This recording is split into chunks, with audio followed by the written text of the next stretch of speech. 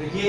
Exercise 5.3 में आपको क्या फाइंड करना होता है, sum of the nth term of AP, किसी एपी के nth टर्म का सम फाइंड करना होता है। ठीक है, तो यहाँ बेसिक राइट कर रहे हैं हम इसका sum of the nth term of AP के लिए फॉर्मूला होता है। फॉर्मूला क्या होता है,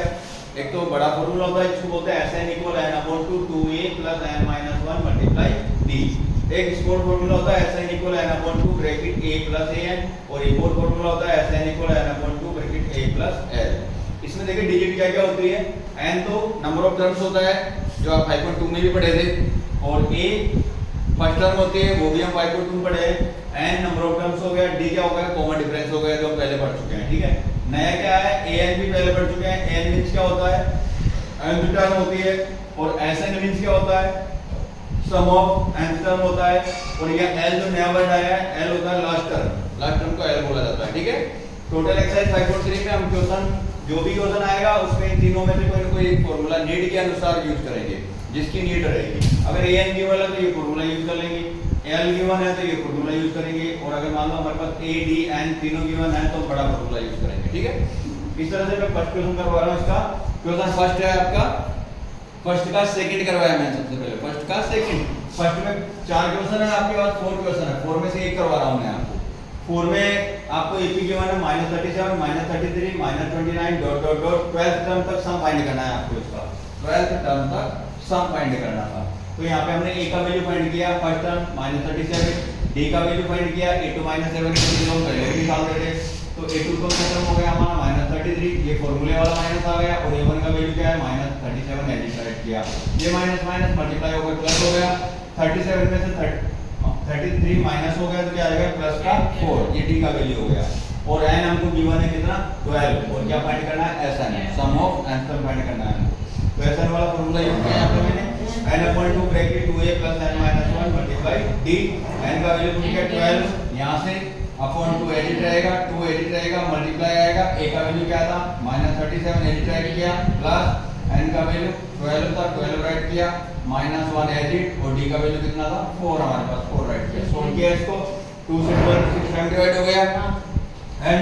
-37 को 2 से मल्टीप्लाई किया -74 हो गया, एंड प्लस एडिट आएगा, 12 में से बन गया 11, मल्टीप्लाई में क्या आएगा 4।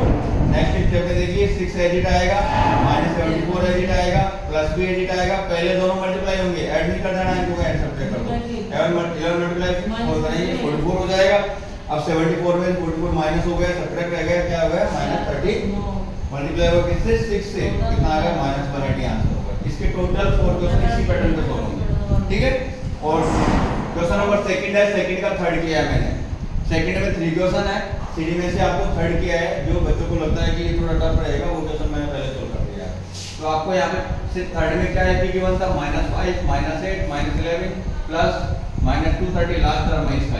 ठीक है, अब यहाँ पर देखो a का वैल्यू -5 हो गया, d का वैल्यू फाइंड किया a2 -7, तो a2 कितना है -8, ये फॉर्मूले वाला माइनस हो गया, और a1 का वैल्यू भी माइनस में, तो ब्रैकेट में राइट किया मैंने, तो -8 तो एडिट आ गया, ये माइनस माइनस मल्टीप्लाई हुआ, ब्रैकेट में मल्टीप्लाई होता है,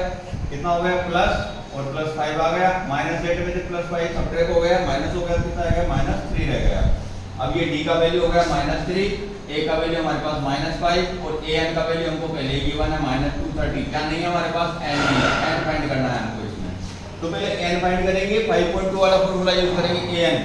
an equal a plus n minus 1 multiply d।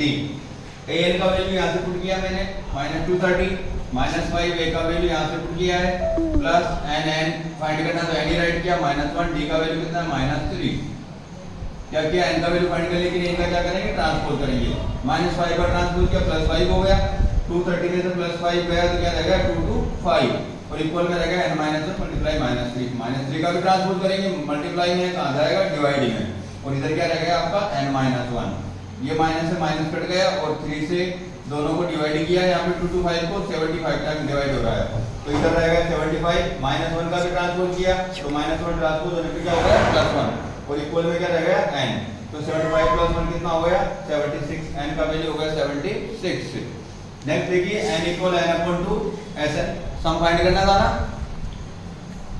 n upon 2 a plus an, n का वैल्यू 76 अभी फाइंड किया था हमने, अपॉन में 2 राइट किया, a -5 an -230 दोनों गिवन थे हमको,